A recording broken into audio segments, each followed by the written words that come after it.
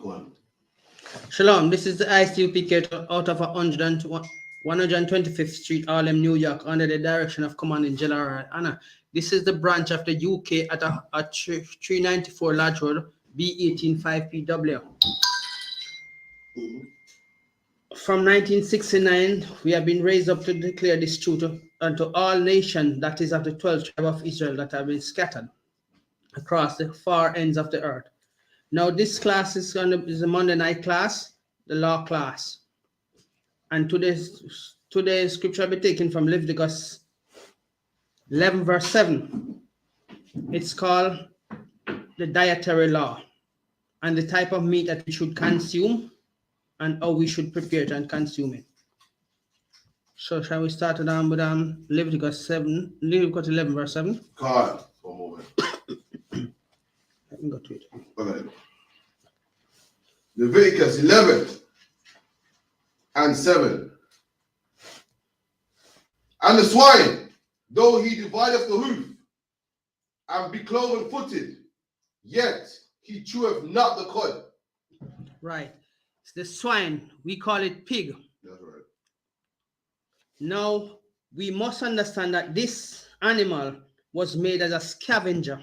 And what is a scavenger? An animal or a bird that eat carcass.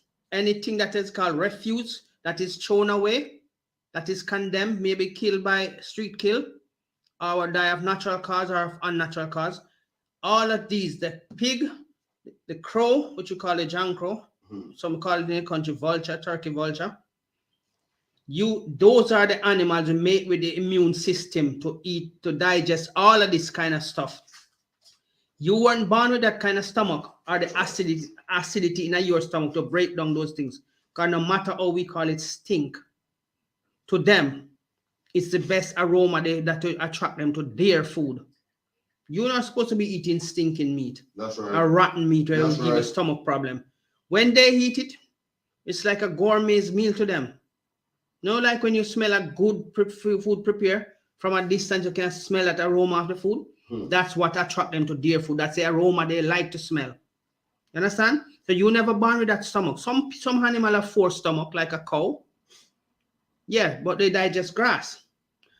But the crow and the pig, they born a different kind of stomach setting. The acid in their stomach, if it falls on your skin, it burns you. Just like if somebody pour sulfuric acid on your skin. So the acid in their stomach is designed to break down bones and any form of bacteria. So it won't affect them. It nourishes them. But you try to eat that, hospital won't miss you. Or the grave.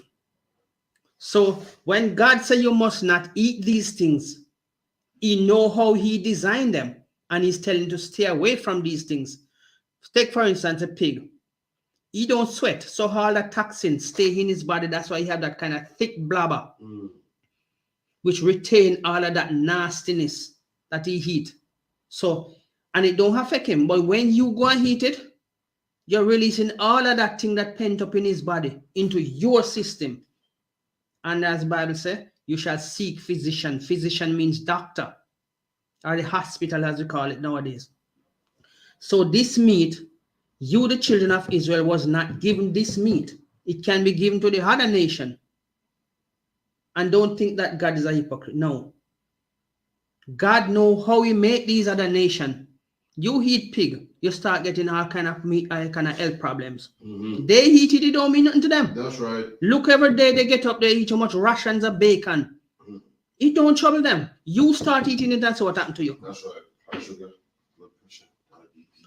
All these kind of diseases start come up on you, which God promised that will come up on you. High blood pressure, diabetes, all kind of rashes breaking out on the skin because of the toxin that is being released in your body from those dead carcass of those animals that you should never be coming in contact with. Much less calling it food on your table. Can you imagine when you're feeding your kids them? And then you're going to say, oh, I'm going to a restaurant, I'm going to order a gourmet's meal. Of what? Abominable meat? That shouldn't even go nowhere near your mouth, much less on your plate. That's right. And then today, they dressed it up so nice and put us a pretty price on it. You know, we black people like to buy things with high price to make it look good. Yeah? The high price thing they used to catch us. Even when you go to the shops and they say, okay, other nation have discount card and thing. You think you're getting a discount, you know, but you're not getting it. It's for the other nation because somebody have to pay for that discount that they give to somebody else. It's a store go to business. So when you go to your restaurant and you think you're on the hard and a big nice meal and it comes out, the abominable meat presented to you, well priced up and well dressed up with all kind of, you call it, all kind of toppings and garnishings on the top of it, and you feel, yeah.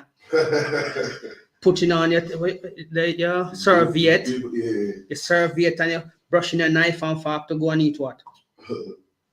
The same thing that God tell you that you're not supposed to eat. And they priced it up, give you so good. When you come out, oh, just have a good meal, man. A good meal of what? The stink that God tell you that to consume. That's right. Come on, man. Israel, we need to get up and do better than what we're doing. Your God who love you tell you not to do it. He love you, that's why he tell you not to do it. And when you get punishment now, you're going to say, oh, God did this and God. Don't blame God. If you come and learn this truth, then you will realize that the things that you are doing, it's not hard for you to turn away from. All heap of brothers, thousands of brothers, turn away from it. Because we know we're going to have future problems and we're going to pass that down to our kids as bills, where they have to pay how much that medical bill where you could have avoided. But poor thing, them have struggle with their life and their bills and yours where you spitefully cause on top of them. And then you're going to say you are living life. Living life where? In the laws of the oppressors who tell you to eat all these things and don't worry about it. Because he has a second agenda, a whole ulterior motive, which is to keep the medical fraternity going. Because if he heals you, he won't be able to sell medicine. So what he do is slow down your illness and keep charging you until you to come back. And all he do is just continue to prescribe medicine. Some of them you get is even placebo. Dummy medicine. But you make you feel better now and he convince you to say yes. And you say yes. And he say, all right, he fall for the placebo trick. So let's continue to give him. That is why when they write prescription, it's hard for you to cipher what they are writing. But they know the code they put on it and the little scribbly. But when you go to the pharmacy, they practice and know what code that is and what is her. And when you realize, if somebody don't come and tell you, say, see that? That is placebo. And you've been taking these things for years, which not doing nothing to your health, but because you're greedy. So let's continue. God, yet he cheweth not the cud. He is unclean to you. Unclean. How much time you're gonna hear that animal is unclean? And there are many more animals and creatures that are unclean. Can you imagine now people eating alligator tail, which is now sort of a high price meat? Eh? How much you guys need to? We got alligator tail. Alligator tail. It is so priced in many places. I'm surprised that even I'm sure some place in England might be selling it, you know, but you have to be like one of those kind of high celebrity people going to a certain restaurant to get it. Yeah, what? 106 pounds? 106 pounds for your servings of what? Abomination. And your stomach is gonna give you a hard time to break that down. And you feel like, so boy, yeah, you went out and your woman and you take out your missus and you don't have such a nice time eating what? Filthiness. The same thing that is used as the things we used to use scavengers to clean up the dead thing that is cast out. You are gonna eat it at a gourmet's meal, paying for your own debt at a high price. And you're gonna go to work and say, well, you know, me have diabetes and me have high blood pressure and me have this. And guess what? If you did leave these nasty things alone, nothing is wrong with eating vegetable at times, you know, because that helps to flush out the toxin out of your system. But when you're gonna eat a meat where your body wasn't designed to break that down, do you know that some nation of people, their acidic level in their body is much higher than yours, and that's why they consume more meat than you? but you're gonna try to compete with them to consume the things that are gonna hurt you. Sick. Israel, what is wrong with us? Why we always wake up? It's not hard for you to do what your God says. The other nation are doing what their God says. But has the nation changed their God? No, they haven't. And that's continuously today that they are serving their God. And you want to join them serving their God.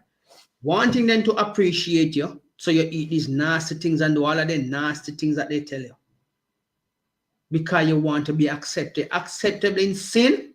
In the sinful things. Well, you're going to have to pay for it anyway.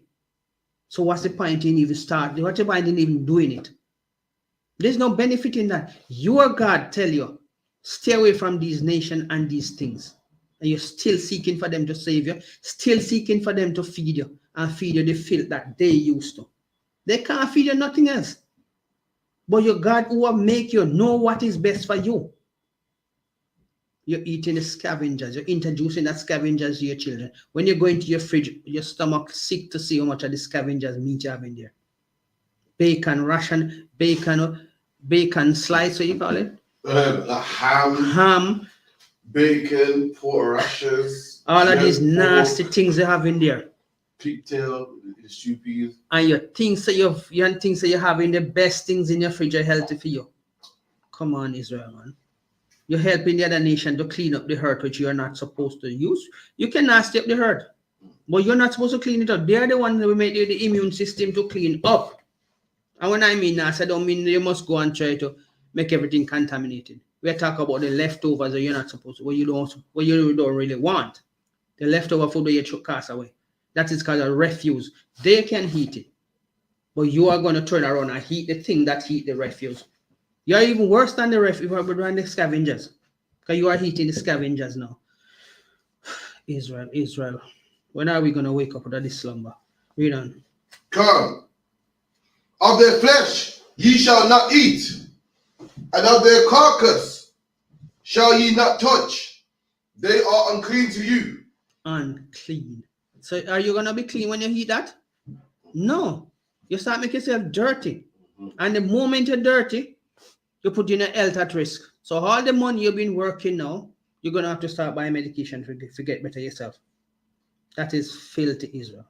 That is really filthy. You're gone astray for a piece of meat. A scavenger's meat. I'm sure if you drop down and die now and the scavengers smell it, they're going to come and eat you. So why are you going to turn around eating him? That's right. That's right. Come, Israel, man. Aren't you tired of, in this nasty kingdom? That everything come at a price and are the most filthiest things they give you. Because they know you like to buy expensive things. You buy expensive things to make yourself look rich. And the rich people, they buy cheap things to keep their money. You're going to run out and line up whole night to buy a trainer's make from what? Hog skin. A leather trousers made from hog skin. And you will spend all night out there when you get it. Oh, you feel like to get the best things. You're dressed in the best things. Check it out. It's pig skin where you're not even supposed to touch. That's right. And no matter you put on all kind of perfume to keep it down and to make it look good on you. No. You're just dressing up as what? A scavenger in a scavenger skin. And you're consuming the scavenger, dressing in his skin, and thinking that you have one of the most sexy clothes. I'm rocking this because it make me look good.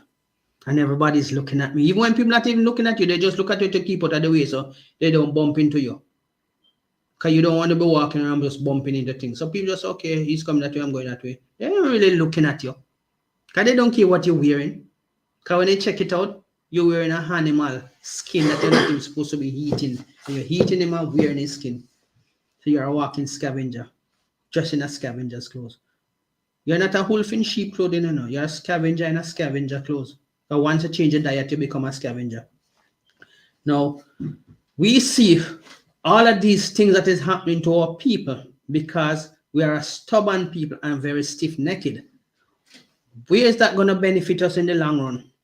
Death. And you have to be put to death for these things as an example. God is not punishing the other nation as yet. He's punishing you so that you can wake up out of the foolishness and come to your senses and make your light shine that others may see you and say, oh yeah, that man is trying to live a upright life in front of his God.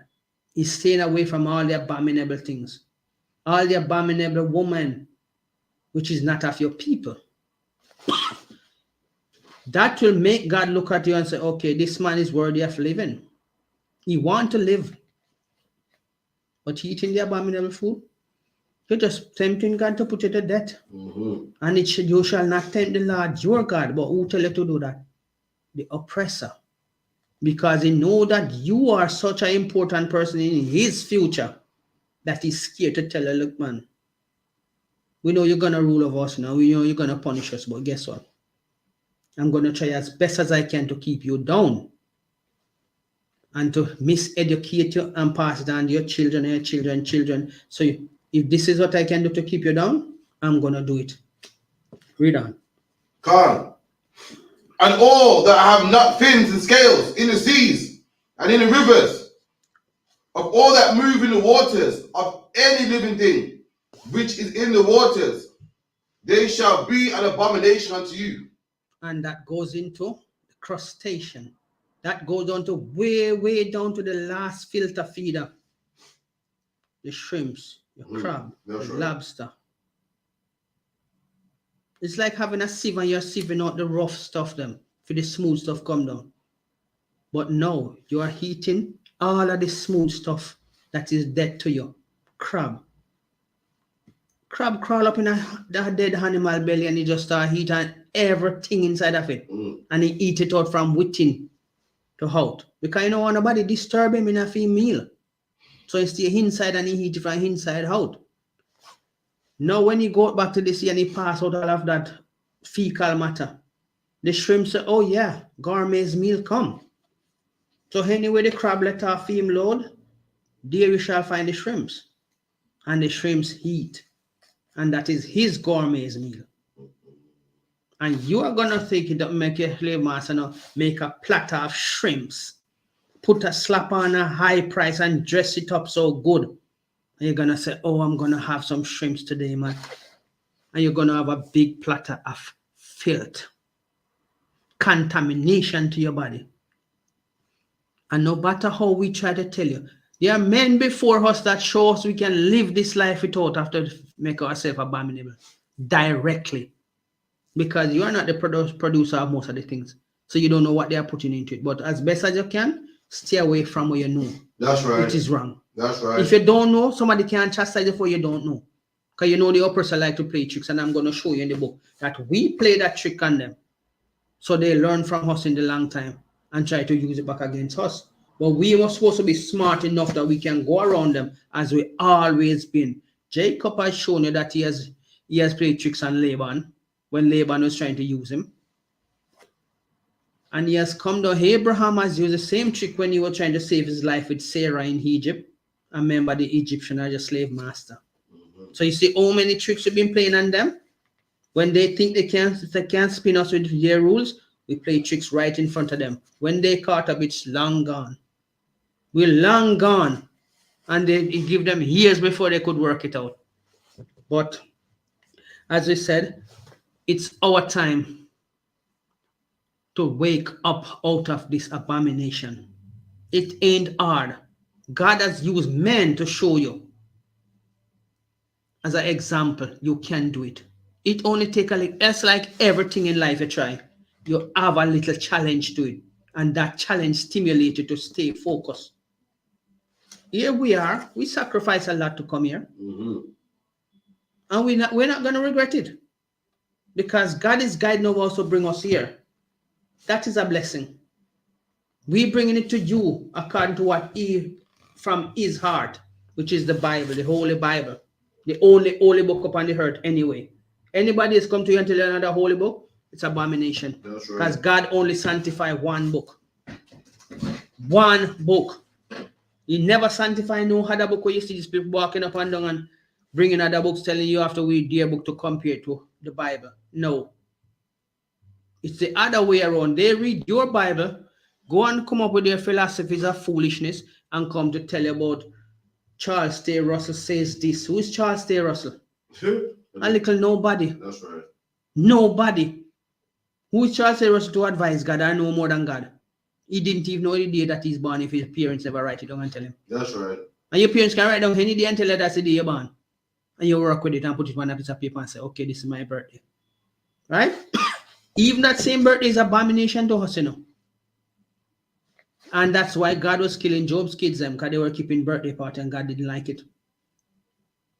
And Job didn't cry. He just said, the Lord give it and the Lord take it. My children was cursing God in their heart. So, if we move on to Deuteronomy 12 verse 15. So this is what God says. Notwithstanding. 12 and 15. 12 and 15. Deuteronomy 12 and 15. Notwithstanding, thou mayest kill and eat flesh in all thy gates. Eat flesh. And he's going to tell you what kind of flesh you're supposed to eat. Read. God, within all thy gates, whatsoever thy soul lusteth after, according to the blessing of the Lord thy God, which he hath given thee. Right. Which he has given thee. You know what he has given us? He has given us a clean meat. You want to know clean meat? Any animal that have cloven-footed and chew the cud, yeah? That's right. That's the clean meat you should eat. Goat, cow, lamb, chicken. You know chicken don't chew the cud, but God said clean enough to eat. So the unclean things were not made for you. It was made for the other nation. Right? You didn't have to run down to the sea to cut a piece of the dead whale when he washed up ashore. That wasn't for you. It was for the other nation. God has given you all the clean things. Your food generally take 1 year to grow. Right? But now, because of your stubbornness, you have to be eating the abominable food. And you take it on yourself, even though you know it's wrong nowadays to do. You just think it hard because you become so complacent and don't want to keep a law. You want to be free like the other nation to do all kind of abomination. And your God is not happy. And somebody has to pay. Israel, somebody has to pay. The other nation are enjoying their kingdom and their filthiness. Nobody tell you that you have to join into it. Nobody is holding a whip over your back anymore. You're free to choose what. God has released you from that kind of stress and strain that the abominable people used to put you through. And now you still want to be comfortable doing the wrong things. Right? And expect, oh, God will forgive you. He has been forgiving you for far too long. Have you shown any appreciation for that? No.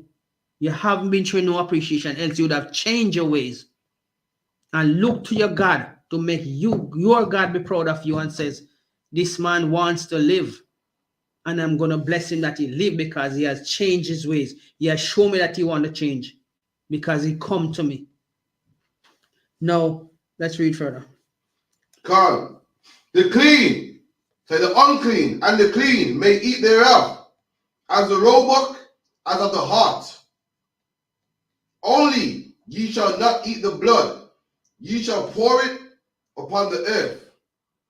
Thou mayest not eat within thy gates the tithe of the corn, or the wine, or of the oil, or the firstlings of thy herd, or of the flock, or of any vow which thou vowest, nor thy freewill offerings, or heave offerings of thine hand.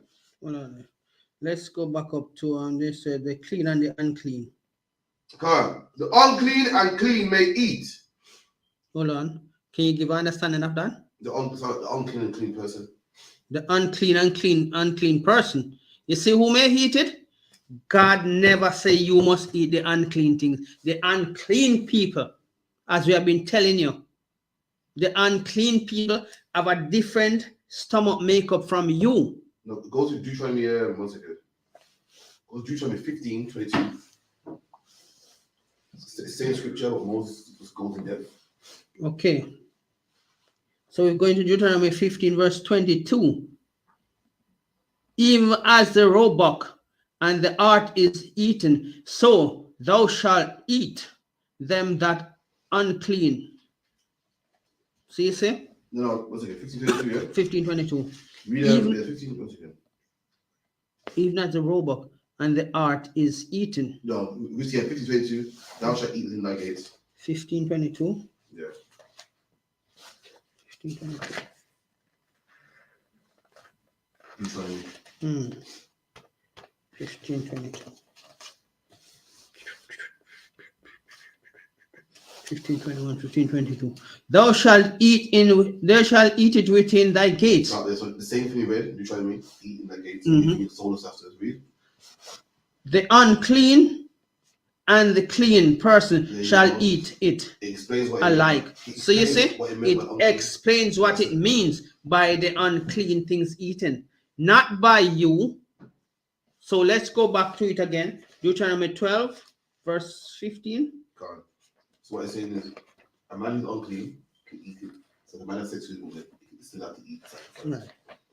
So you read that part and I'll. So it goes, notwithstanding, thou mayest kill and eat all flesh in thy gates, whatsoever thy soul lusts after, according to the blessing of the Lord thy God, which he giveth thee. The unclean and clean may. Stop. Here it says the unclean. Go on. And clean may eat thereof. All right. So you see now this is a breakdown in Deuteronomy 15, verse 22. You what it says: the unclean and the clean person shall eat it alike as the roebuck and as the hart. So you see, the unclean person is allowed to eat. That's what we've been telling you. The unclean person's stomach is made up different from yours. It is made up with more acidic juice to break down those things. Your body is not meant to break down those filthiness. Can you imagine you're eating a meat with maggot in it? That is going to make you twice sick. But the unclean person, if they eat it with it, which is the pork, because it always have maggot in it, it won't do them nothing. They just burp and get up and again and maybe go to another meal again. But you, the moment you eat this, you're hoping up a curse upon yourself. Your stomach, your whole body. I doubt if the woman in your house can sleep with you under that sheet. When your body start giving out all that disgusting methane. She want to tell you to come out of the bed. Because what? You're eating something that your stomach cannot break down easily. So it's coming out somewhere.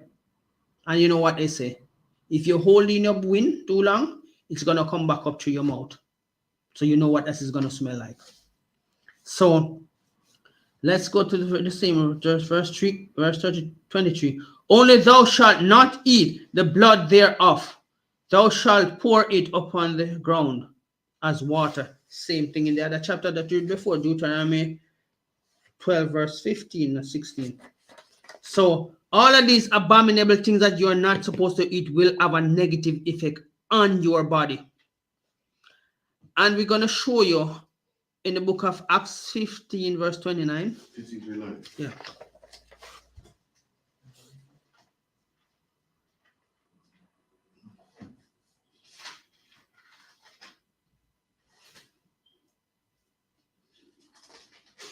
Acts 15, verse 29. That ye abstain from meats offered to idols. Wow. Meat offered to idols. And guess what? Which season's coming up? The abominable white Jesus. Even milk, if you leave it out too long, it becomes curdled up and go off. The abominable white milky Jesus. The season of his worship is coming up, and a lot of you pack your fridge with all of these unclean things. Read that again. God, 15:29. God, that ye shall abstain from meats offered to idols. What are you gonna? Who you fill your fridge with food for this season? The abominable image, which is spoken of in Romans 1, verse 22, the image that make like unto a man. And people are still fighting to worship this thing. Black people, so-called black people, are still fighting to worship this abominable thing. This abominable thing was put chains on you, was stamped you with hot iron and tell you that you must worship this. A lot of our people gave up their life and said, look, it's death before dishonor. That's right. They are not dishonoring their God for no food, for no gifts. They rather die because they know that their foreparents did not worship these things. So you come taking it upon yourself. What are you saying, Israel? That it's all right now? If your foreparents who have laid down their life so hard, fight and give up their life and come and see you eating this thing, what would they do? What would they think of you? Is this all what we gave laid down our life for? That's right. That you may come now and be at ease eating all of these nasty things, packing it into your house, sharing it with your kids, and they're going to come and continue the trend. You call it Christmas and the food sacrifice to idols. That's what you're planning to go, and half of your family and friends are around to eat. I'm glad I don't worship Christmas. That's right. That is nowhere in my vocabulary. When you're young, they do foolish things. But when you come to realize that some of our ancestors and family had no other choice, but you come and have choices now. So why can't you change it? Nobody's killing you anymore to eat the abominable things. You take it up with pleasure now. You even go into the supermarket pushing against other people to pick up the abominable meat. And say, oh, I've got a good price today. This ham was so-and-so. And it come down to so-and-so price now. Can you imagine Israel? What are these detestable people we come up to be? Read on. God. And from blood. And from things strangled. And from fornication. All right, start this. Okay, we're going to a different one. See, from blood. I know people when they kill animal, they used to mix blood with alcohol and drink it. I say it's protein. Because the blood have a lot of vitamins in it. Likewise, it's a lot of disease, especially if it comes from abominable animals. The blood is not for you to drink. That's right. People making it into a jelly farm or things that they want to make it in and slice it up and heat it like it's something good. No, it's not. Have you ever smelled rotten blood? You never been to the butchers? No, not for you never been. You only see the meat on supermarket shelves. So you wouldn't understand what it's like to go where the butchers has killed the meat and a couple of days after. You wonder if you should even eat the meat where the blood smell. But try Israel. They don't give up nothing. So let's show you how serious our foreparents was when it come to heating. Let's go to the book of 2 Maccabees 6 verse 21.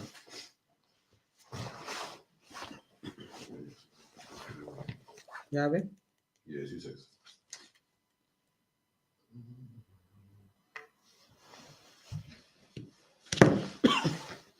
If at any time you think it's right to eat something, or you have any doubt, call up a brother, call up a sister, call up a priest, call up an officer, and ask them, is this allowed to be eaten?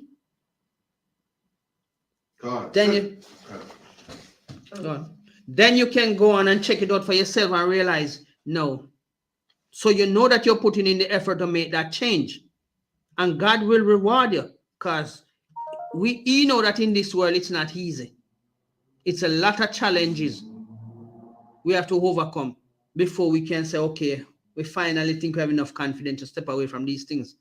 But don't be afraid. Ask a brother, ask a sister, and they will tell you. Read. God. 2 Maccabees 6 and 21. And they that had charge of the wicked feast for the old acquaintance, they had with the man, taking him aside, besought him to bring flesh of his own provision, such as was lawful. Just so you see, even though the feast was a wicked feast, you have brothers who support other brothers to carry clean meat and disguise it as abominable meat so he can eat. And they wouldn't have to be in trouble, and he wouldn't have to be in trouble. So you see the trick? Jacob always have one up his sleeve because his God guide him. Right?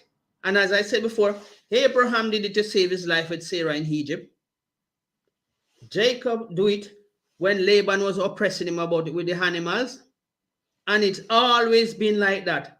Jacob used the same trick on Esau because he was greedy for the half-cooked meat, which you know every meat you cook should be properly processed to kill our bacteria and to make the meat tender enough that you can consume it. But you know, the oppressors, they don't want to care if it's good or it's bad. They just want to know they can eat. And that is what Esau's problem was. Greedy, impatient. So when he's feeding you these things and you take it upon yourself now, freely doing it, you just look twice as stupid as him, knowing that your forefathers show you the trick or do the trick on them. The brothers in Maccabees, the king gave out a decree and says, all of you need to come from every angle of the earth and come and eat this abominable food. And what the brothers do?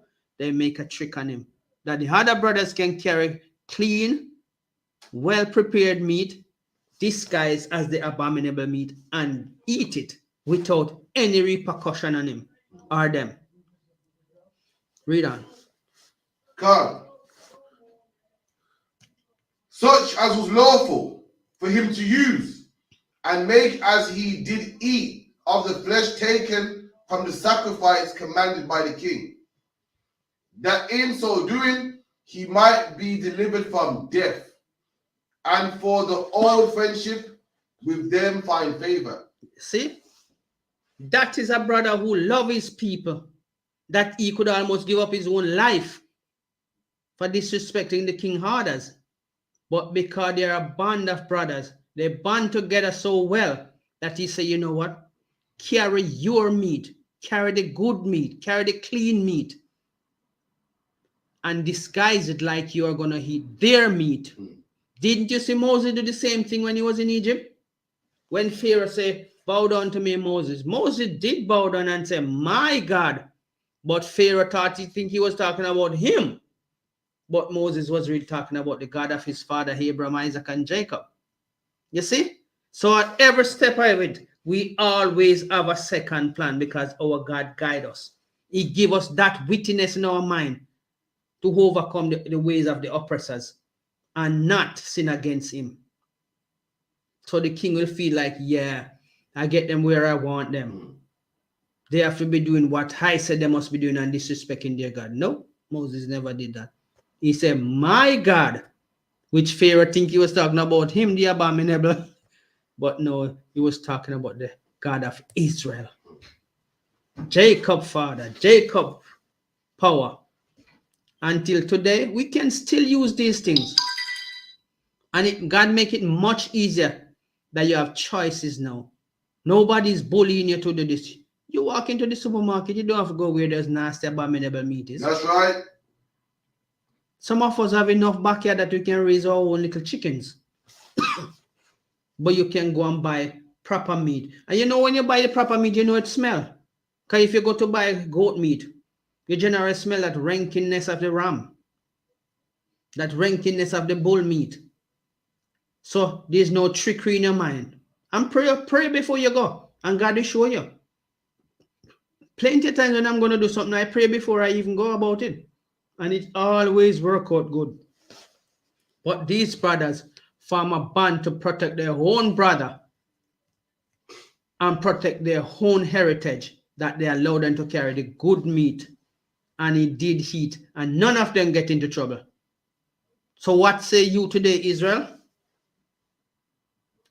You become so lazy, so kickback, that you don't even want to try these things? That's right. For protect your kids and sustain your heritage and keep up the law that your Father in heaven said you should keep. I've got nothing to lose in doing this, but much to gain. That's right. But Israel, our brothers and sisters, what they're still fighting with the world. Aren't you tired? Even your Father in heaven says, come, ye that are heavily laden. Can you find that scripture? Heavy laden, yeah. Mm-hmm. And I'll give you rest.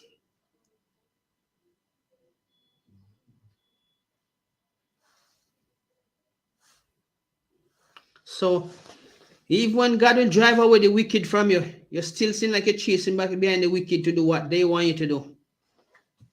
Matthew 11, verse 28. Come unto me, all ye that labor and are heavy laden, and I will give you rest. See? Don't fight with the world no more, Israel. Don't fight with the world no more, Jacob. Leave the world alone. Because this system wasn't made for you. You just be servant into it, and you just go with the flow, but keep the law, statutes, and commandments. So when God drive away the wicked from you, not entirely because you have to be ruling under their system and their law, but that does mean you have to break God's laws. Because there are ways out there that God provides that you can step out of the abominable things and still keep God's laws. You go to work. You don't have to go into the same restroom that they are heating the abominable meat, so you have to smell it and feeling sick after that. You can go outside in your car and sit down and eat your food and come back in. They ask you a question, use a trick, and I just went on my phone and sit outside and just eat my lunch because I need to make some phone call at the same time. Ain't nothing wrong with that. Because you don't want to smell the nasty things they're going to tell you, oh, try this, man. And they want to even take it and put it in your plate that you have your food in. I'm sure you're going to like it if you try. You didn't even ask them, you know. But because you are Indian, they're going to tell you, say, come on, man, try some of this, man. Eat it alongside yours. And they put it on your plate. And if you don't eat it, what are they going to say? Oh, you don't like our food. You scorn us, don't you? You think you're better than us. That's the first trick that they're using. You don't like us. You think you're better than us. No. Yes, in matter of fact, we're better than you. That's right. We're better than you, but in every aspect of your life, we're better than you. Not because you're ruling over us, which you always say, you know that you people are slave unto us. But they're not going to answer it until they say, we know you're going to be slave. We're going to be slave to you in the future. But because they feel that they have one upon you, because they're ruling over you, and then you continue the tradition of doing the wickedness that you learn from them, you just think there's no way out. God always provides a way.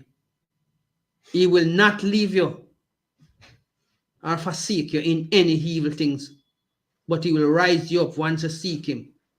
So if you continue to run behind the wicked when God is pushing them away from God, put you away from them for a little time. So you have choices to make. Go to the supermarket, pick up nice clean food. Say hello if you have to say hello, but if you don't have to say hello, just walk past them. Mm-hmm. Ain't nothing special about them. It's not like they're going to make the light for you or night going to come because of them. No. Because if they did have that power, Israel, we were done. They would wipe us off clean. You think they would want day to light? No, because the daylight showed them up. Whether it be darkness or light, you're still righteous. But let's see what Proverbs 14 verse 32 says. 14:32. 14:32.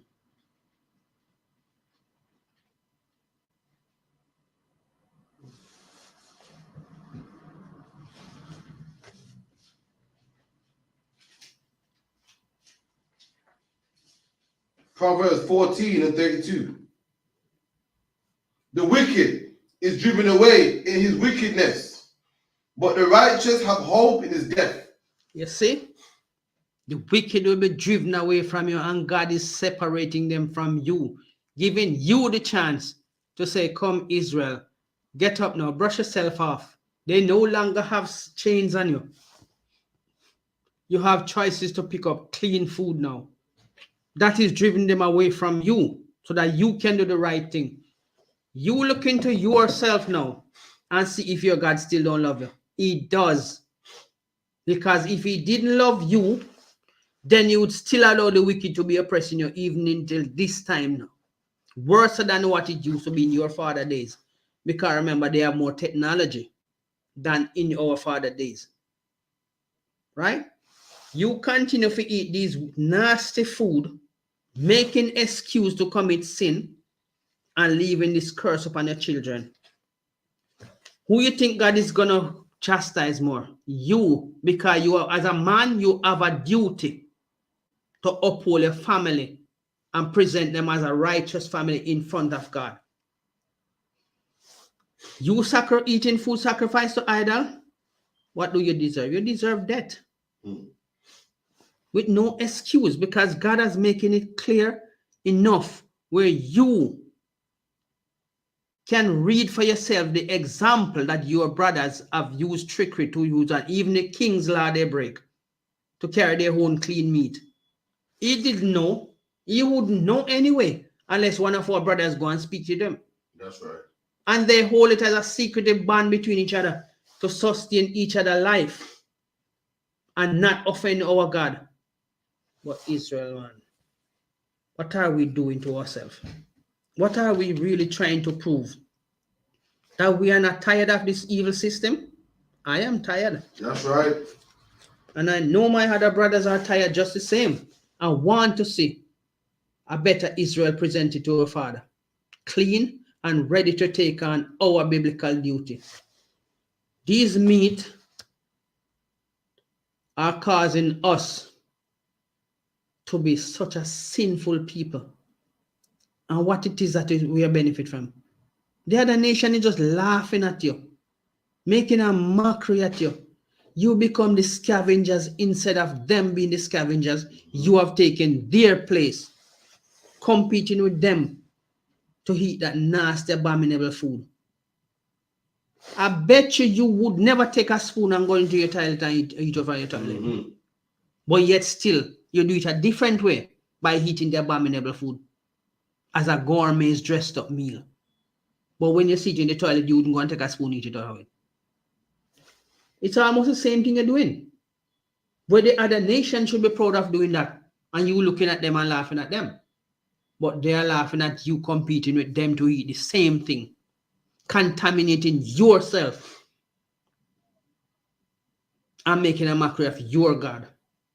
What's the point of that? What's the benefit of that? First, God is not happy with that. Because he raised you up now, Jacob. The abominable food, you should have known it different, because our forefather in those days never have the opportunity like us. They never have microscope to put things under. But they still never eat the abominable things. You have all the things to check out what you are eating. It's labeled. And you still want to eat it. You go into this restaurant that you go into and you feel like, yeah, right, this is a up 5-star restaurant. That doesn't change the abominable food. It's still abominable. That's right. They put a 5-star to impress you and to impress others to come in. And what they're selling in there? Filthiness. A 5-star restaurant should count as a restaurant to eat clean animals, clean food. 5-star restaurant that you're still eating the abominable things. How much more then will we have to change this? God will have to put into your mind for you to see. You have anything else on that? Proverbs. No, not that much that we know. Right. Can we, which other scripture can go to find something about the abominable food? Acts 10. Acts 15. We do that already. You Acts 10 with Cornelius. All right, let's go to Acts 10. Come on. Acts 10 verse 10. And he became very hungry and would have eaten. But while they made ready, he fell into a trance and saw heaven open and the vessel descending unto him. And it had been a great sheet knit at the 4 corners and let down to the earth, wherein were all manner of 4-footed beasts of the earth, and wild beasts and creeping things and fowls of the air. And there came a voice to him, Rise, Peter, kill and eat. But Peter said, Not so, Lord, for I have never eaten anything that is common or unclean. Right. So you see, even in a dream, when Peter saw the sheet coming down with all of these animals, and God said, Rise, kill and eat, he said, No, no, my Father, I have never put anything unclean in my vessel. That's right. So you see the example there? Going to a 5-star restaurant and eating abominable things, you're still gonna make yourself unclean. That's right. Because the 5-star don't mean nothing. 5-star of eating filthiness. That's all it is. You get a 5-star ratings for eating filthiness. So when Peter even look at you and say, no, my Lord. No, not so. Not so. This is the example that I live by, and this is the example that I will carry on. That I will not contaminate myself with abominable things. And Israel in modern days, as we call it, civilized time, you are doing worse than what Peter even reject. Can you imagine that? You're eating crocodile tail. You're eating frogs. Because you go to another country. Oh yeah, I'm going to have to try their meal. Can you imagine when you look at some of these countries having street food? Yeah, somebody can smell good. Street food, isn't it? Yeah? India. Oh my life. When I see my stomach turn and I'm not even looking at it directly.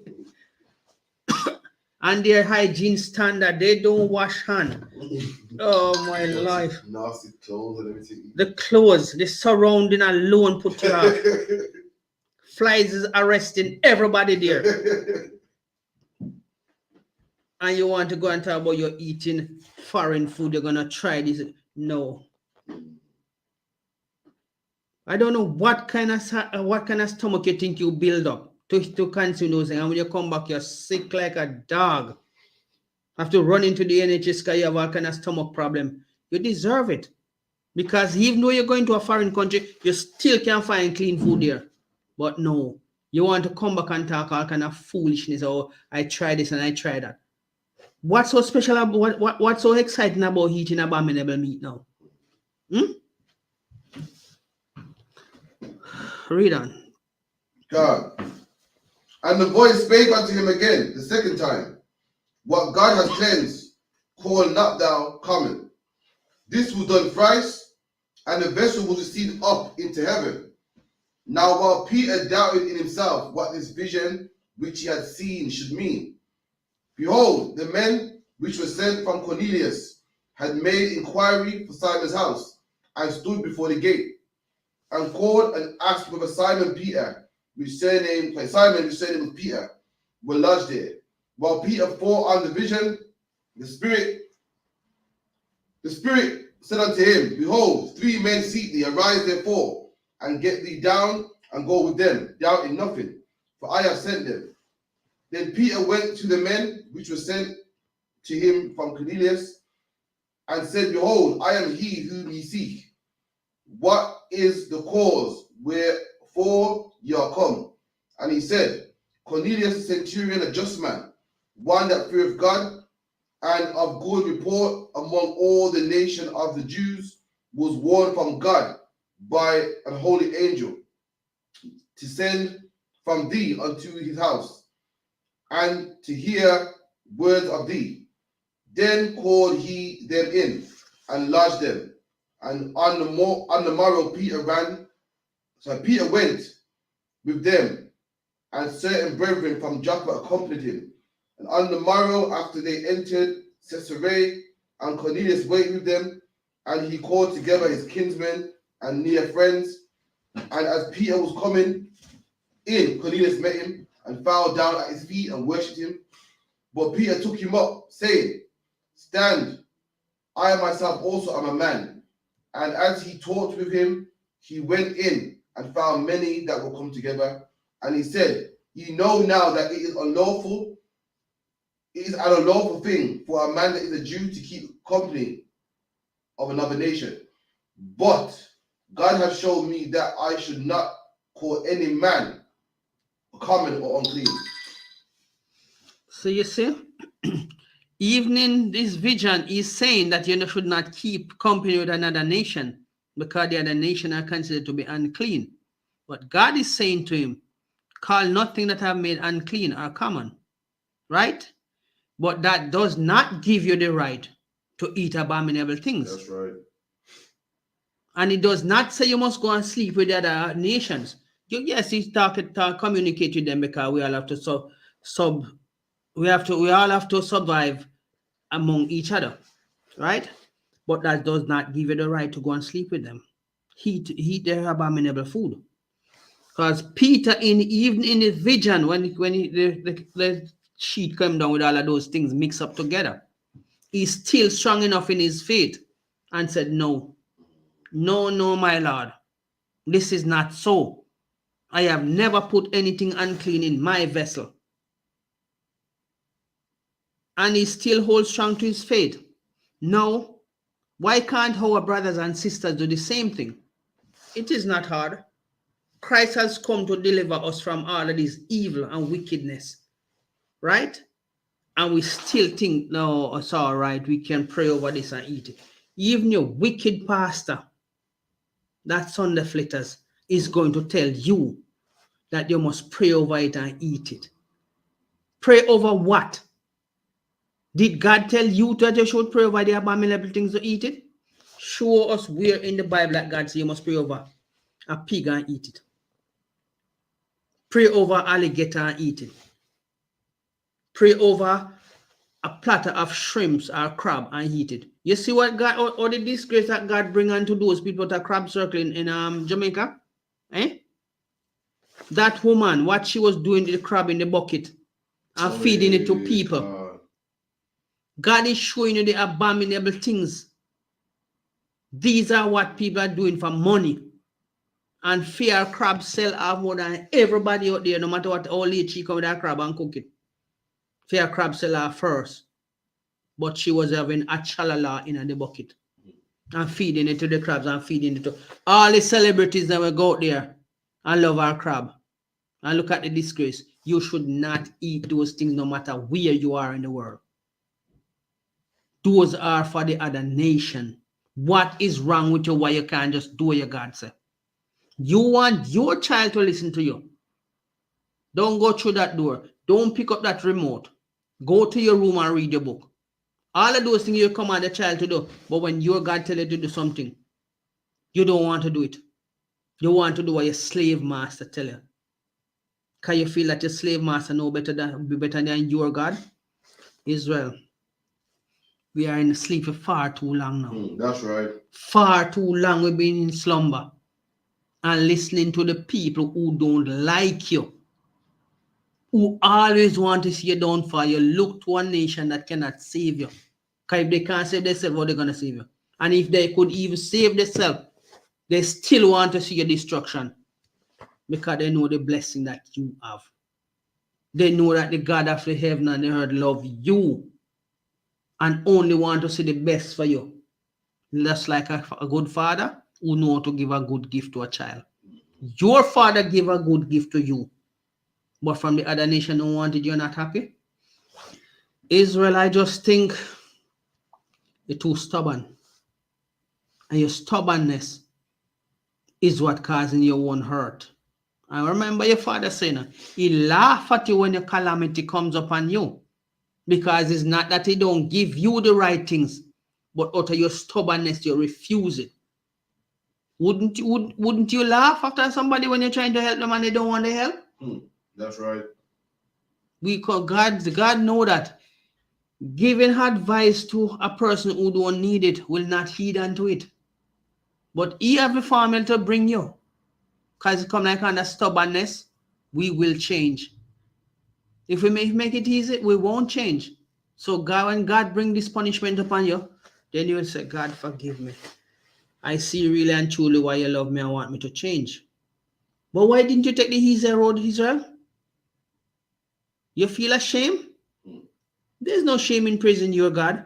You should be ashamed in serving the other gods, the other nation gods, because the abominable things that they are feeding you, Israel, is to make a mockery of you and to make a mockery of your God. You have anything more on that? No, that was it. To show you that basically Peter, he didn't know what the vision meant, but he knew it wasn't what he thought it meant.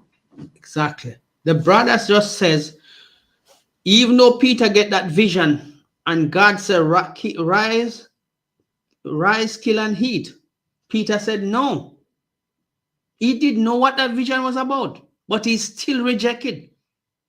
And he even corrected himself and says, I have never put anything unclean in my vessel. That's right.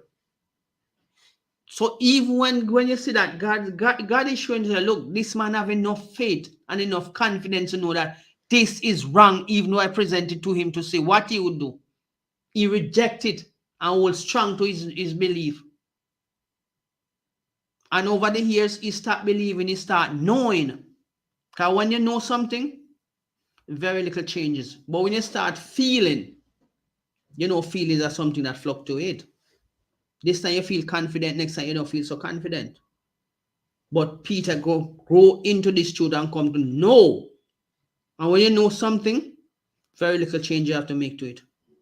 But when you feel, you live with a woman, they always go by the feelings at time and you have to wonder, what's wrong with this woman? Today she feel happy and she look all bouncy and bubbly. Tomorrow she just start taking out that negative vibes and you have to, oh, I was just feeling down yesterday. Wow. The down feeling don't work so well today. So you see, when you come into this truth, I.S.U.P.K only have the truth. Because if you know what they teach from the Bible. That's right. We never diverted from the Bible. We stick to the Bible. Commanding General YAHANNA and all the other officers and generals and priests, we always use the precepts of the Bible. We don't go to no other book to compare to the Bible because there's no book that can compare to the Bible. None shall want our mate. So we always bring 100% truth. No water down, none of our opinions. All we do is use precepts upon precepts as we have been taught and as we have followed in the Bible as the other prophets before us as used to teach the same way they teach it. If Christ was teaching something different, they wouldn't kill him the way they kill him. They wouldn't kill Peter the way they kill him. That's right. They wouldn't kill John the way they kill John.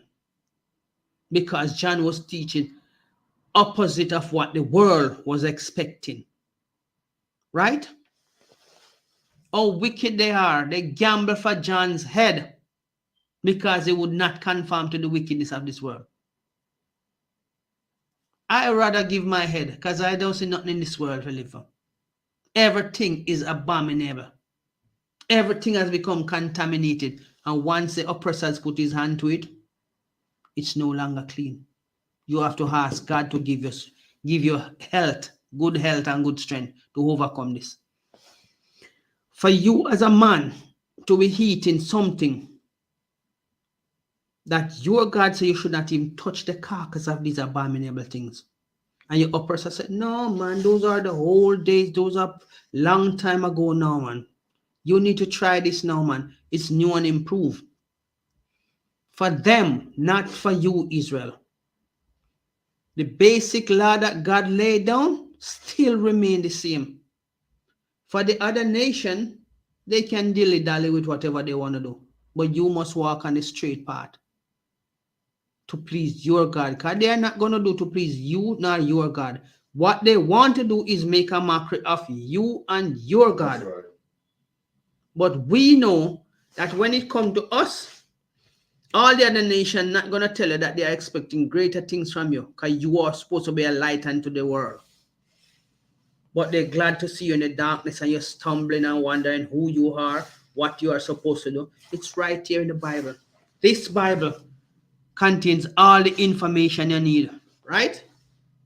The only holy book and will always remain the holy book until Shiloh comes. That's right. And tell us that, look, we no longer need this book. Everything that is in this book will be in our heart. So we no longer have to teach no one, our neighbors, about the Bible anymore.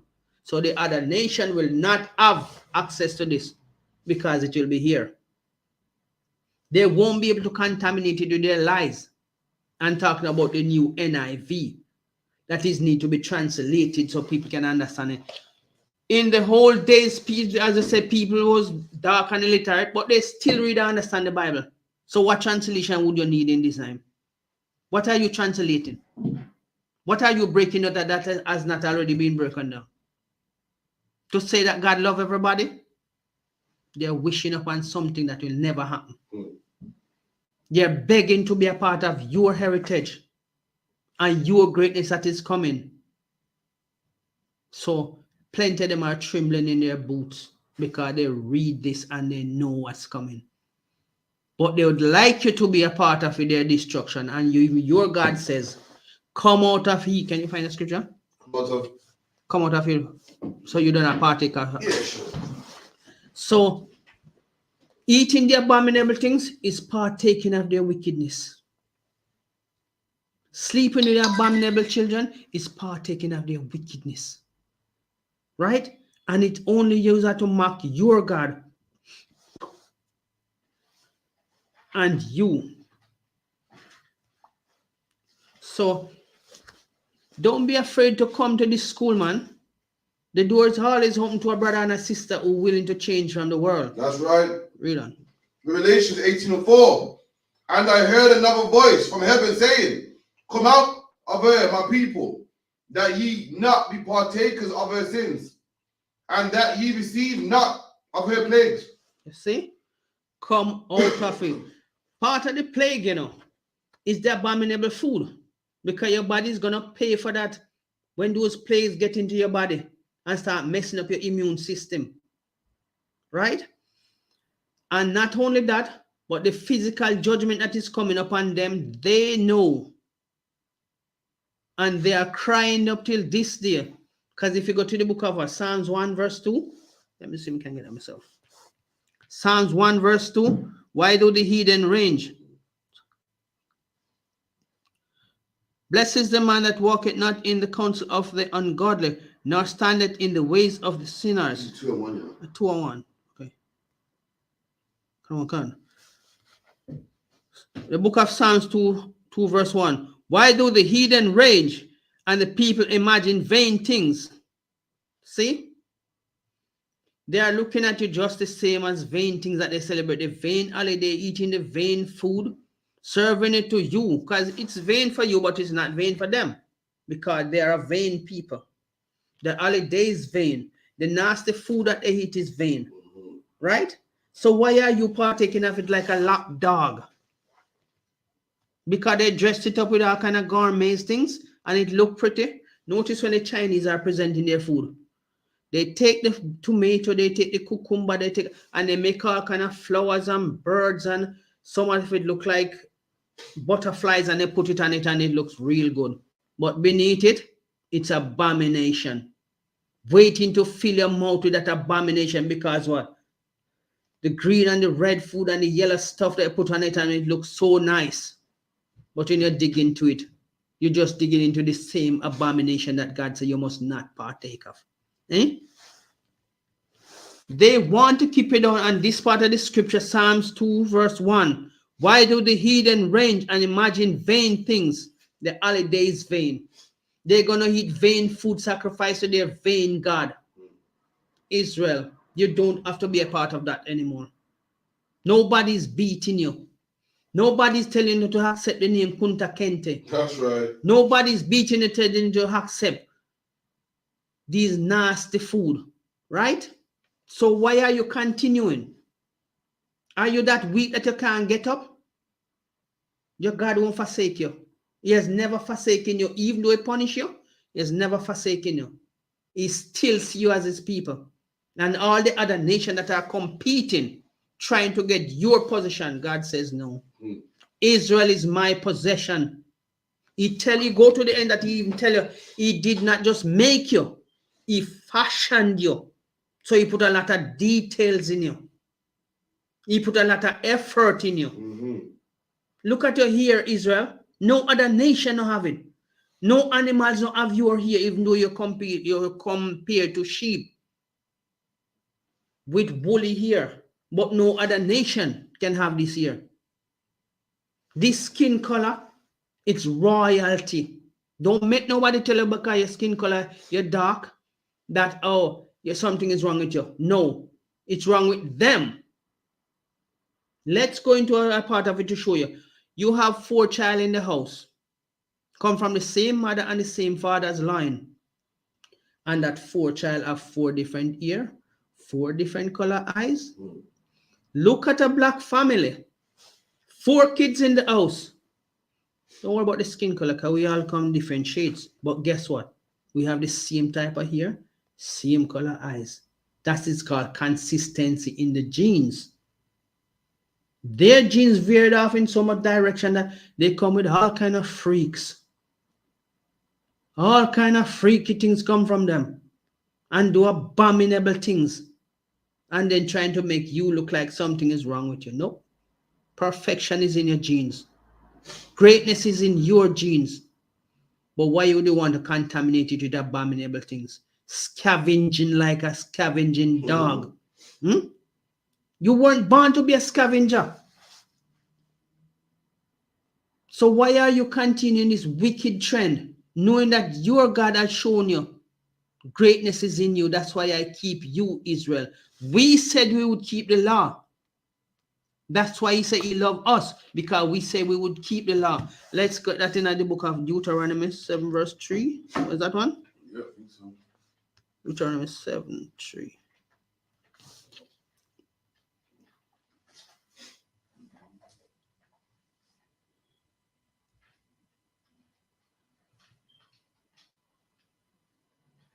Deuteronomy 7 and 3.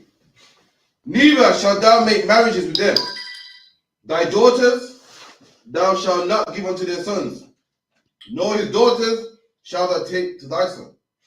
For they will turn away thy son from following me, that they may serve other gods.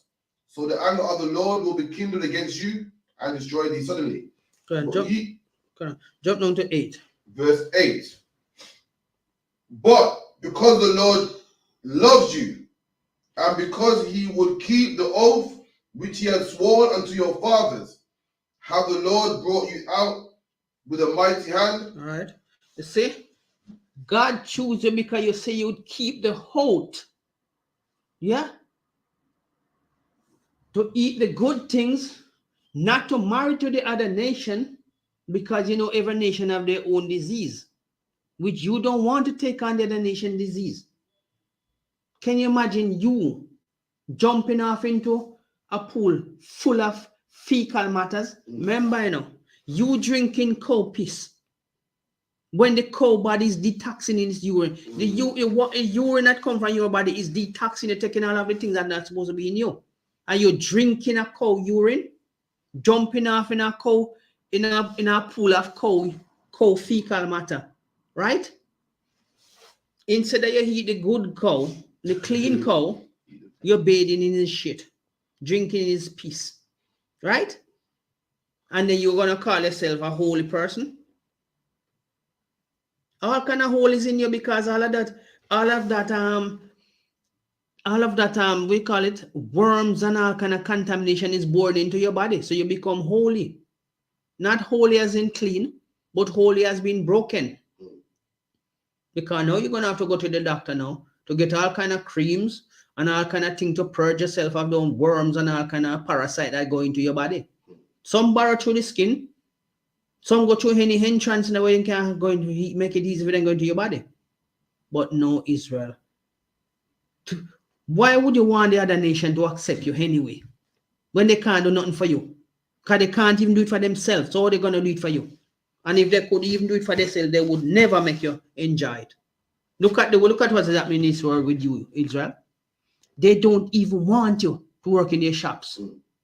That is to show you that if greater things they could do, you would never be a part of it. But they set up shop in your community and they come and they sell you all the abominable things and they dress it up gourmetly, beautifully. And you're glad to partake of it. You're glad to go there and spend your money. You're not looking into it and say, look, no man, if they're not supporting us, why are we supporting them? They need us more than we need them, because we know that we have a God who would make anything out of nothing just to make us comfortable. Look in the desert.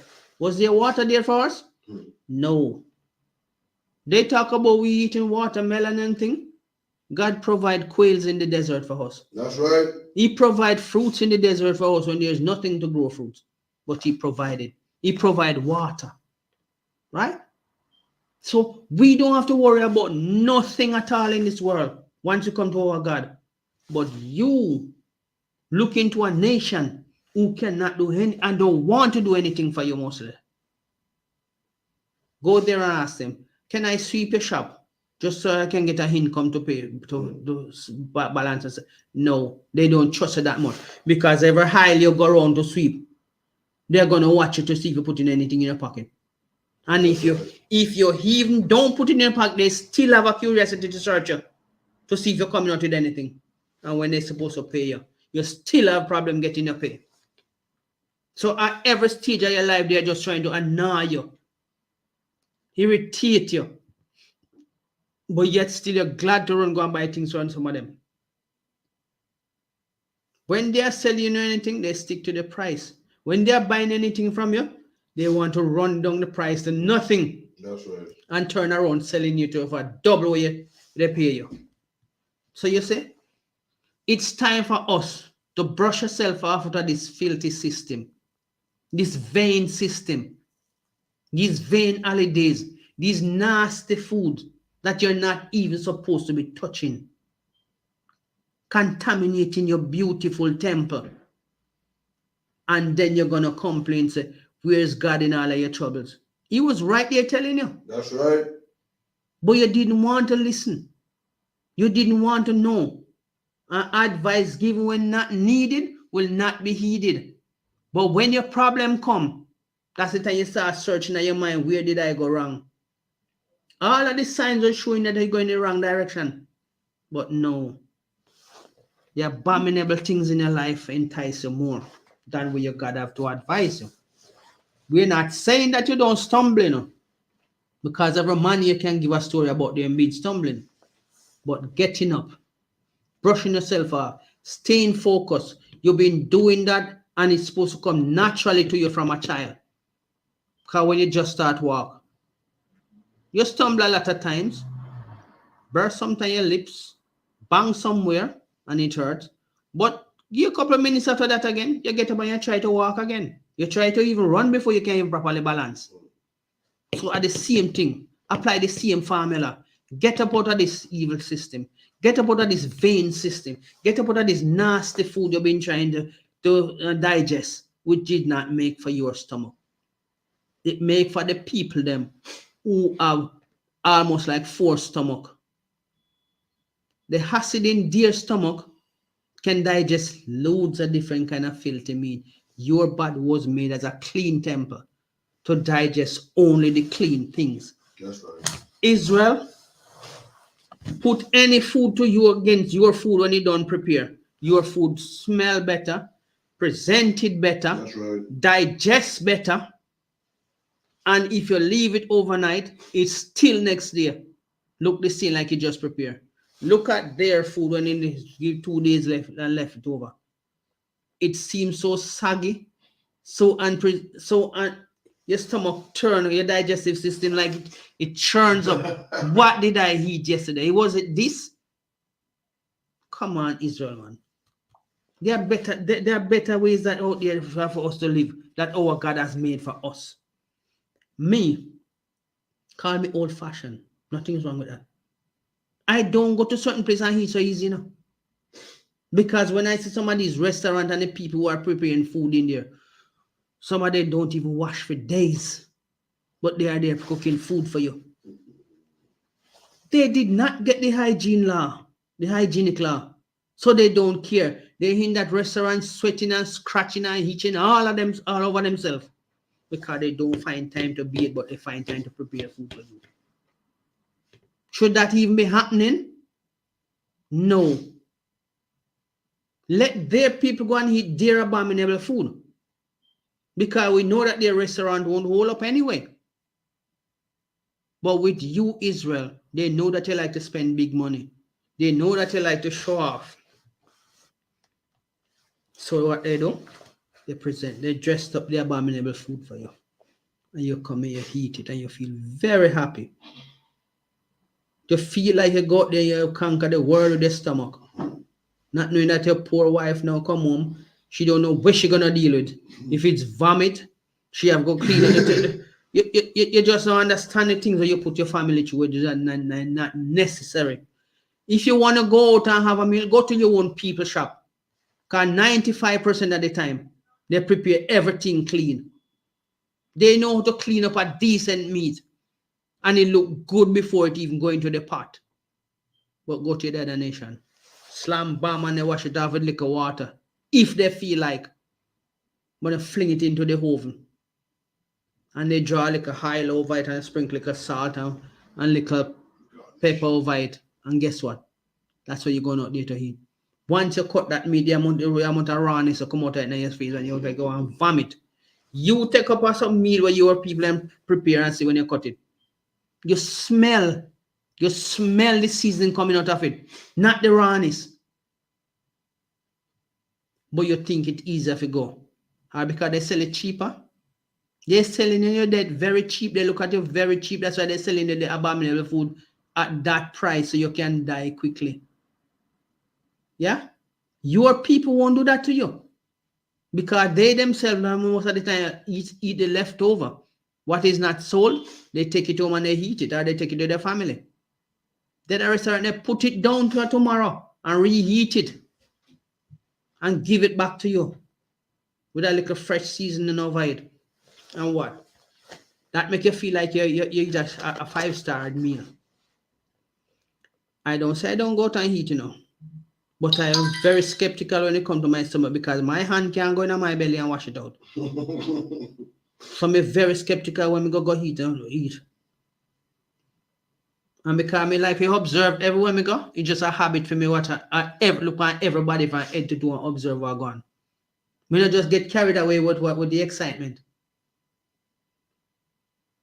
So if you can't find it in yourself after all of these examples that our foreparents has left in this history book, the Bible, then what is your purpose then? To make the other nation a mockery of you?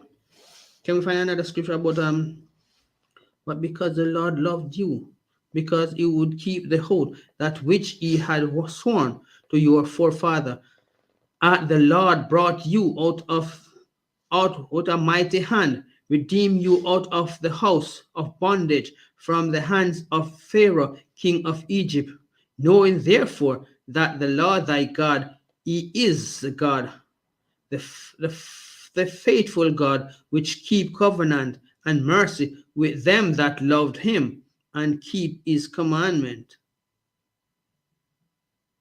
to 1,000 generations. So you see, we are in this tribulation.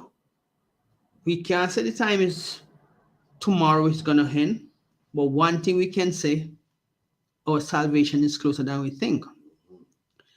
And with I.S.U.P.K, the home of the truth, that's right, we got nothing to lose, but much to gain.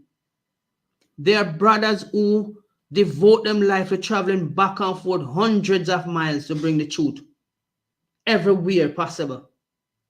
They don't get weary, but you get weary just to stop eating the abominable food. You go in at the supermarket, you're going to say 3 for 1. 3 for 1 of the dead carcass that you must not eat. And you're going to say, oh, I get this on discount. Discounting for your debt. Mm-hmm. Because plenty of time you hot up that food and take it out of the microwave, you're not even bother want to eat it, the smell will come from it. Eh? If I had lived with anyone of my system, you think they could bring that to my house? No. When they come to my house, they must understand if they're going at the fridge and see anything, they can take and drink and eat, and they don't have to carry nothing come there. But cannot discounted food run out of market come give me. Because we know what is in those discounted things. All of the things they used to preserve it is already breaking down and it's coming to an expiry date. And you're going to take it and bring it to the house. Oh, it's just because I see them on for 3 for 1. 3 for 1 of what? The scavenger's meat? Don't bring it to my place. And don't introduce it to me. That's right. Yeah? But we have become so complacent, so thick-headed, that we don't even want to say, you know what, I'm spending my money, so may as well I spend it on something decent for myself. You're going to try to save that money in your pocket and buy the things that sell by date is on them. Even if it's good meat, but what they done to it They know. What is the benefit of you buying it? You're killing yourself for the discounted rubbish and contaminated things. Because you know it's abominable from they touch it. Because they don't just leave it natural. They're going to mess about with it and perform all kind of scientific foolishness. They might experiment with the food to make it more tasteful. Look at what they're doing now. Growing human genome meat. So it make the meat cheaper for you, make meat come down to a cheaper price. What can you find out there? The man that on the internet that says, oh, you can sell your DNA and they can grow it into a chunk of meat within 24 hours. All right. On YouTube? Yeah. You can go to this lab and sell your DNA.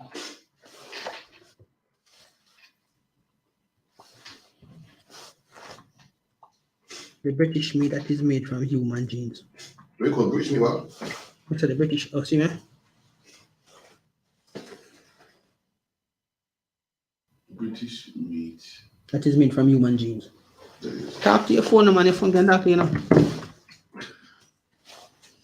Come on, phone number. The phone number is I put against and put it burn me. Oh, Like yeah. No. This one. Okay, I see. No, yeah.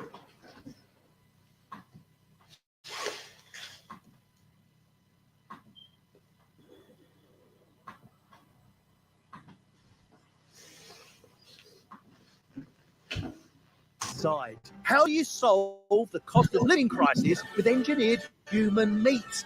It sounds like magic. And this is where the magic happens. The Good Harvest process has been up and running for over 8 months. It contains both industrial and clinical operations on a site the size of 4 football pitches. Hey, you Mick? I certainly am pleased to meet you, Greg. Very good to meet you. I'm here to learn. Right, come this way and I'll show you how it all works. I want to see everything. Oh, you will. Mick Ross oversees the production line. Just let it sink in for a bit. Just watch this video and let it sink into your mind for a bit. 50,000 steaks every day. See how far this abomination is going. So come on then, Mick. How on Yeah, man, just get a drink, relax, and kind I of want to introduce you to our make it nutrient sink vat. into you. Hello, Nutrient Vat, Greg Wise, telepresenter, and your Come job off your is... Well, phone. what its job is, Okay, just it a few- processes just a few thin minutes. slices of tissue in a nutrient-rich mix, which you see here, and then cells start to grow. So over a 24-hour period, these will slowly fuse together into one great big, what we call a cake. So you're telling me that is human flesh? Exactly. But why human meat? Why not animal meat? That's a very good question. We've got centuries of knowledge of human medicine.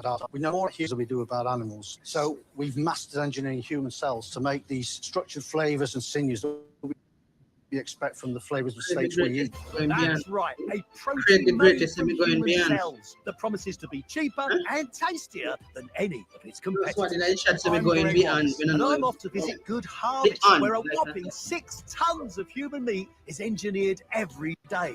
That is stunning. With the promise of cheap meat for all, it may well be the meaty miracle we need to ease the squeeze of the cost of. Speak the truth, officer. Captain, speak the truth. I would say, whatever say, oh, Jesus Christ, you come back, man. It's a lot, yeah. Can you imagine that? They are cannibalizing us now. They are cannibalizing us. Look at the condition with human genes. And you're not even sure if I even live human being because they can be getting it from the morgue. And then you, Israel, happy to go into a restaurant and you don't even know what you're eating. They can label it as human meat, you know. They can label it as animal meat.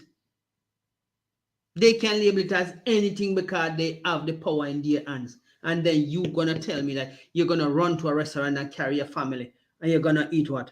A roast for Sunday? Did you roast that meat? Did you go into the meat shop and check it out to show that it's animal meat? Eh? You don't even know if you have these things packed up in your fridge and it's human meat. Oh, nasty and disgusting has this society become. but you still don't want to wake up out of it. Have your mind, have they what do you call it? Magic? Have they put some form of magic in your mind that you can't wake up? Because you are the man proudly say, this is like magic. Human DNA. I remember they've been harvesting your DNA for the longest time, so you don't know what they even using it on. And then tell you, oh, this is magic. We can make 1 ton of human meat within 24 hours. And it's going to make meat price become cheaper. And you see who they use to advance the first step?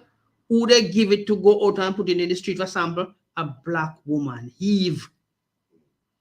He's going out in the street asking you to try this. Human meat, what an abomination. You leave from the animals then and the abominable animal and start eating your own damn self. So most likely now you're going to have to be walking around with some form of weapon because somebody's going to see you now and say, human meat tastes nice. So they might have to start chasing you now. Because once you get to that state that people start like getting the taste of human meat in their system and liking it, it's now telling that your next door neighbor going to be your next meal. That's right. You don't have to go far more than knock on the back door. I call you around the back and then knock you out and that's it. You're in the fridge. And you're gone. Whatever stew you want to make you. It's ain't nothing new. But it's just upon a commercial level now.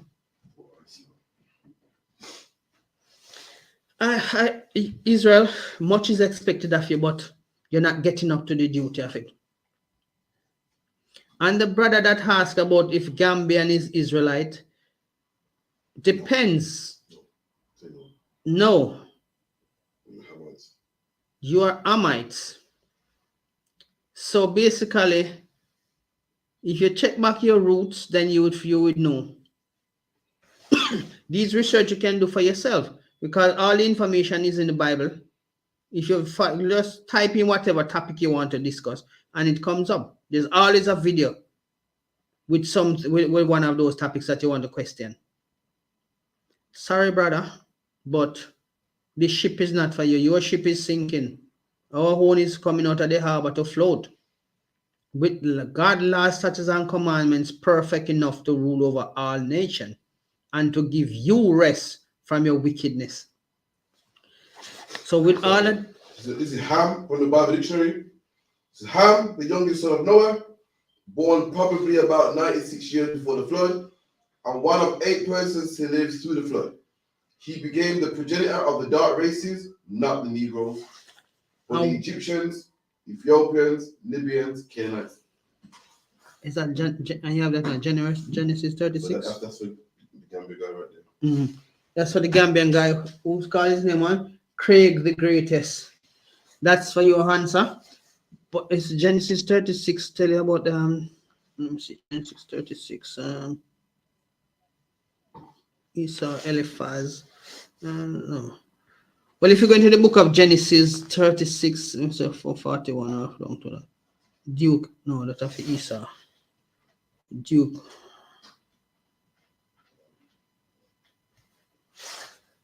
Jacob and the land. So, yes, if you go into Genesis for about 37 or 38, it will tell you which your tribe is from, right? That is Craig the Greatest. Go into the book of Genesis 36, read from 36 to 37, 38. It tell you where you are. I think so, between 36 and 37. Judah firstborn was wicked in that one. But you will catch up between those scriptures and let you know that your seed is of Ham, not of Shem. And if you buy the book of From Babylon to Timbuktu, it has a lot of breakdown into it. I don't have it with me, I have it at home. That tells you who the children of Israel are, and all the other nation who has done their research as Israelite come to accept that Israel was sent into captivity by ship. You have not left your land to go anywhere in slavery. That's right. You remain in your land with your heritage, and you can trace back your DNA and his family heritage right back to Ham. We cannot trace ours because we've been cast out, and all of that information has been taken from us and has been contaminated by the heathens, by the Arabs, by Elam, and all the other 17 nations who has trampled us on the feet. And with prideful desire, still desire till this day to destroy us. And the abominable things that they continue to experiment on us with. The food, the abominable food. Who they have dressed it up so pretty and priceful and want to serve it to us, still to contaminate us. Even though they have destroyed us so much, they still don't want to let up. Because they don't know, they don't want to face up to their judgment. May the God of Israel hold up his part of the agreement that he shall justify our hurt. That you nation who are always prideful, always deceitfully wicked against us, even when we come, speak the truth and be happy, smiling with you, just for you to say, we are not a bad people. We're just getting punishment for being wicked to the works of our God. You have not been wicked to your God because you have not changed your God. We have changed our God to serve your God just to find comfort among you. But as it is written, we shall not find comfort of our feet when we are among you people. We shall always be looking over our shoulder. And the greatest part of it, we can make it out to go to work, but it's not a surety that we'll be coming back home. It's just the mercy of God who still loves us that continue to guide over us. Because we have no control of our life. It's just that the mercy that he granted unto us, the children of Israel, and he said he would not utterly destroy us. But he still corrects us by measures. And if you would have just taken heed, the abominable food is not for you, Israel. You don't born with that kind of stomach to break down that kind of filthy food. That's right. You are born with a stomach to break down the good meat, the clean vegetable. Procreate with a clean woman who know how to hold up a hygiene standard. That's right. All of these heathen women have nothing like that. Have you ever heard about the rainbow kiss? One of the most disturbing things a man can ever do. Rainbow kiss. Ugh. It makes your stomach turn. And then you're going to have to eat that which that woman cook and give you, knowing that she's unclean. You unclean and make yourself twice unclean. Look in some countries, you can walk into a shop naked and purchase food like anything else. Matter of fact, when a human being dies, it can like his body is more stinker than even the animals that die. For some reason, your body the stench of your body is more contaminating to you. For days, you will smell that rotten flesh. Other from a different animal. Maybe because the animals they eat grass and we eat so much different contaminated food, it messed up your body. And these are the people that we want to look to save us. What is wrong with you that you don't see your God want to save you? Your God love you and want to show you that Israel, I'm still here for you. Jacob, I have not cast you away forever. Only because I'm punishing you for your own good. I've said to you before, the sticks don't know whether it's cold or it's warm, or if it's wet or it's dry. It has no life, no feelings. The stone is just the same thing. They have not changed those things. But you have changed your God to worship those dead, useless, and mindless things that you want to even see that now. They're introducing human meat to us. That is beyond the epitome of abomination. The swine is bad. The crab is bad for you. The lobster is bad for you. The crayfish and shrimps is bad for you. But eating human meat that is growing in a lab, that is gone beyond the normal. And what are you going to say, Israel? Let's try that in a restaurant, 5-star. I will never take a woman to a 5-star restaurant again. That's right. No. Because they're not going to tell you that it's human meat. Once people come and start tasting this thing and they start getting the likeness of it, you better prepare to run. Because you are next on the menu, live or dead. The next door neighbor is going to keep an eye on you. They can't get the melanin the way they want it, then they're going to have to heat you to get it. It might not work for them, but it might.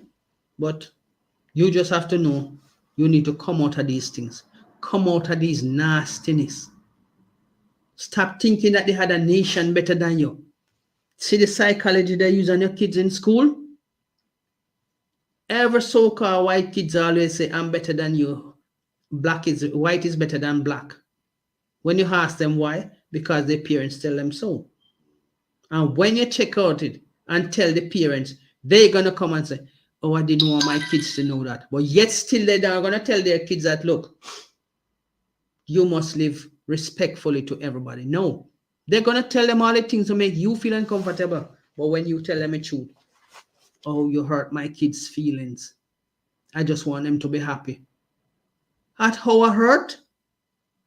Because these people have been hurting us a long time ago. That's right. And there's no letting up. That's why Christ said he come to save his people from their enemies, not your friends. These people will never want to be friends with you. They talk to you because they want you to support their business. They talk to you because they want you always to be in your community and feel comfortable in your community. But whatever they have will not benefit from your community. Your community will not benefit from the money that they earn from your community. They take it to their community and their country. They want to send their kids to the best school and wish that you would never go to that school. But yet still it's your money, that your sweat and tears, but you do 9 to 5, 5 days of the week or 7 days a week to earn and go and spend it at their shop. Buy the abominable food. Because do you know that some of these shops, they even use the cockroach intestine to rub on the food to preserve it so other insects don't crawl on it? And they don't see it as abominable.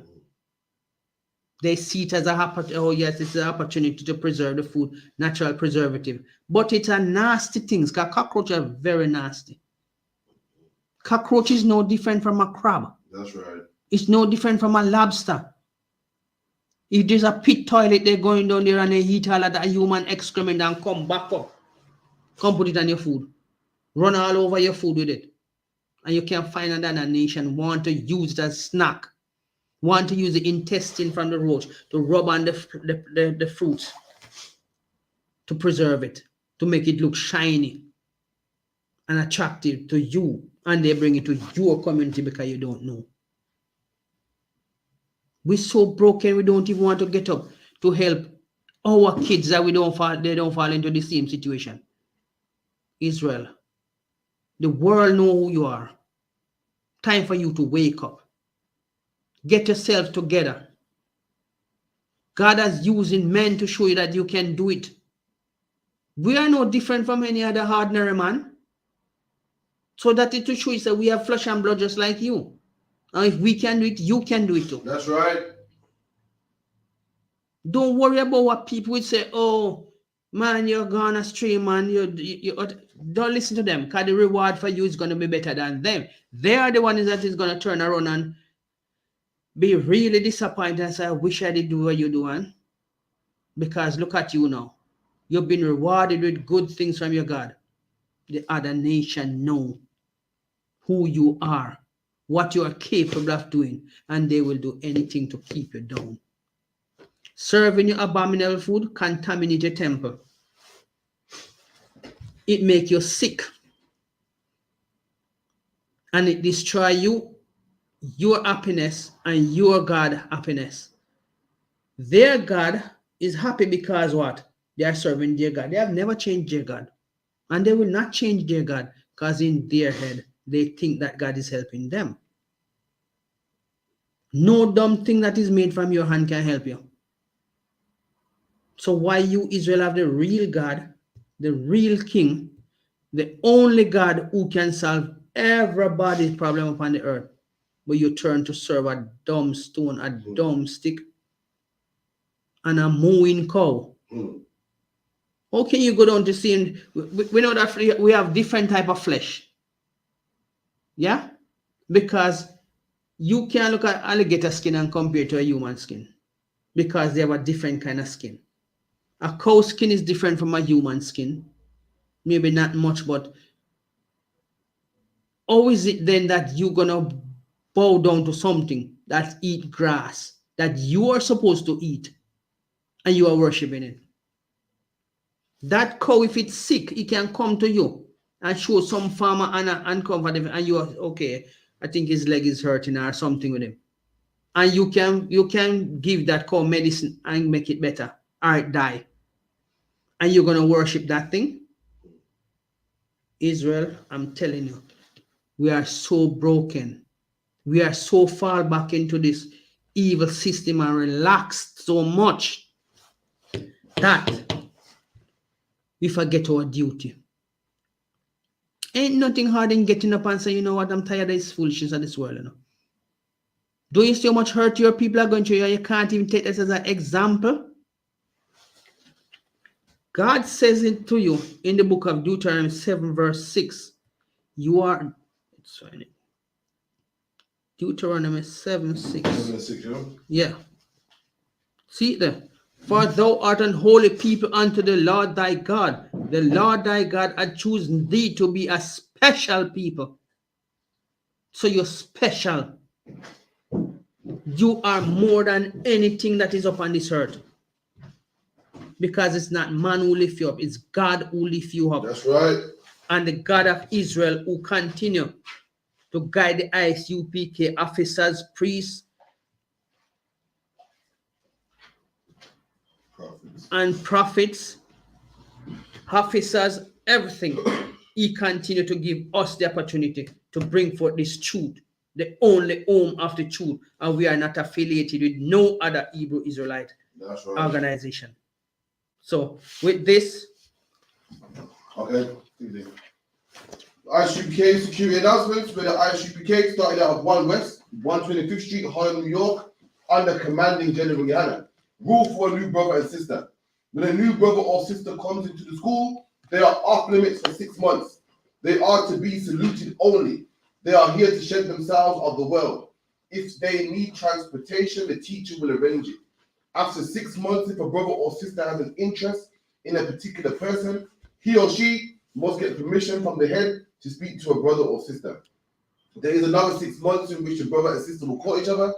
After this 6 month period, the brother and sister will get permission to marry. Tithes, which is a commandment, Numbers 18:21, Malachi 3:8-10 means 10th in the Hebrew, Ma'ai 10% of every penny of any increase the Lord gives you, give to the treasury department or the teacher.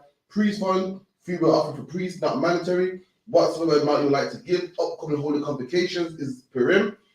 Or I can check the bulletin board in the hallway. If anyone wants to be treated in school, start wearing all black boots, shirt, pants, headband, and headscarf. And with that, I imagine when rise the face to east, the Lord's Prayer. It's Abanawa, Shabbat Shemayim, Kudash, Hayah, Shamka, Yahweh, Malakofka, Taba'ah, Ratazaka, Hayah, Aisha, Ba'aratazah, Kawa, Hayah, Ba Shemayim, Nathanawa, Lakam, Kal, Yawam, Ba Salakanawa, Kabawafnawa, Kasalakanawa, Kabawafnawa, Wala'ah, Tabaya Ainawa, Bana Sayawan, Abal, Hawashainawa, Mayan, Rai, Kaya, Laka, Hamalakwa, Waha Allah, Waha Fapara, La'aiwa Lamyam, Aman.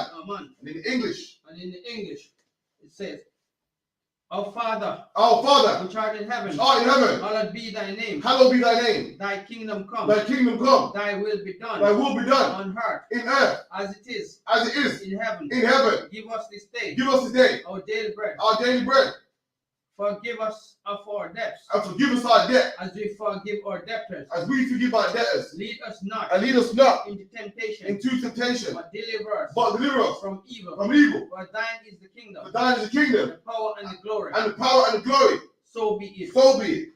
I'm going to give the teacher one courtesy salute. Men of Israel, I.S.U.P.K. I.M. Barak. Yahweh Ba Hashem Yahweh Shai Barakatah. How about Shimei Shai Brakatah? Yad